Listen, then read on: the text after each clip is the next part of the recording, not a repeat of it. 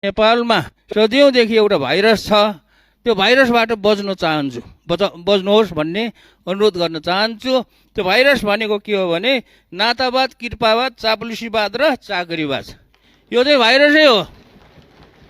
यो भाइरस खास गरी अब नेपाल एकीकरण भएपछि रणबहादुर शाह जब उहाँ चाहिँ के अरे नाबालक चाहिँ राजा हुनुभयो, त्यो बेलादेखि सुरु भएको हो र राणा शासन जङ्गबहादुरले राणा शासनको चाहिँ सुरुवात गर्दादेखि अझसम्म 2007 सालको क्रान्ति भइसकेपछि पनि अनि 46 सालको क्रान्ति, 63 सालको चाहिँ आन्दोलन, यो सबै कुराहरू भन्दाखेरि पनि यो भाइरसले चाहिँ छोडेको छैन।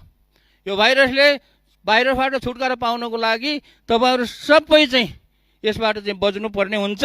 र अब यसबाट म के भन्न चाहन्छु भने अहिलेको नयाँ सरकार, नयाँ सांसदज्यूहरूले के गर्नु पर्यो भनेदेखि यो भाइरसबाट चाहिँ मुक्त हुनलाई प्रयास गर्नु पर्यो।